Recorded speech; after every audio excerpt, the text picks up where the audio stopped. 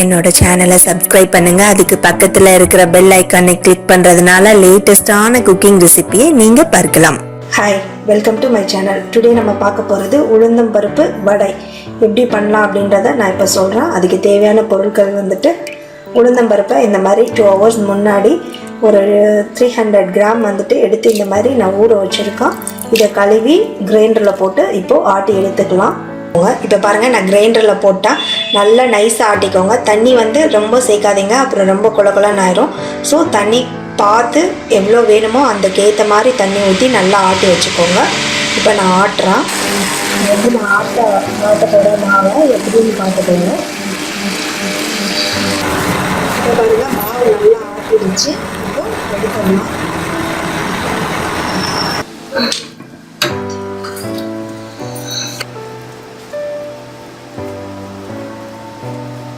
இப்போ பாருங்கள், மாவு இந்த பதத்திற்கு நல்லா தண்ணியாகவும் இல்லாமல் ரொம்ப கெட்டியாகவும் இல்லாமல் இந்த பதத்துக்கு மாவு எடுத்துக்கோங்க. நல்லா ஆட்டி எடுத்துக்கோங்க. இப்போ பாருங்கள், ஒரு ஆனியன் வந்து இந்த மாதிரி சின்ன சின்னதாக கட் பண்ணி வச்சுருக்கிறோம். 2 சில்லி, கொத்தமல்லி கொஞ்சோண்டு, கருவேப்பிலை கொஞ்சோண்டு, ஒரு ஸ்பூன் மிளகு எடுத்துக்கோங்க. எல்லாத்தையும் போட்டு மிக்ஸ் பண்ணிக்கலாம். இப்போ பாருங்கள், எல்லாத்தையும் மிக்ஸ் பண்ணியாச்சு. இப்போ எப்படி வடை போடலாம் அப்படின்றத நம்ம பார்க்கலாம். ஆல்ரெடி வந்துட்டு நான் எண்ணெய் ஊற்றி காய வச்சுட்டோம். இப்போ பாருங்கள், எண்ணெய் காஞ்சிச்சு.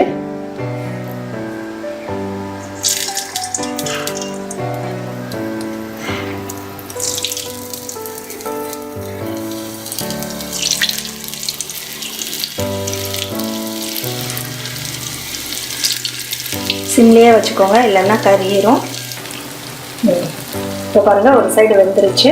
இப்போ திருப்பி போடுறோம்.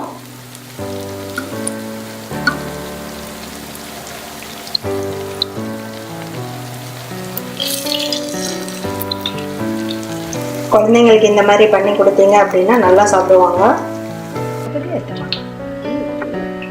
பாருங்கள், வடை ரெடி ஆயிடுச்சு.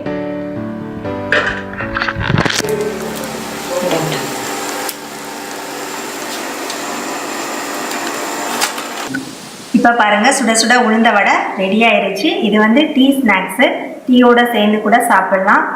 நீங்களும் இந்த மாதிரி ட்ரை பண்ணி பாருங்கள். ட்ரை பண்ணி பார்த்துட்டு கமெண்ட் பண்ணுங்கள். இந்த வீடியோ பிடிச்சிருந்தா என்னோட சேனலை சப்ஸ்கிரைப் பண்ணுங்கள் ஃப்ரெண்ட்ஸ். அடுத்த வீடியோவில் பார்க்கலாம். Thank you, bye bye.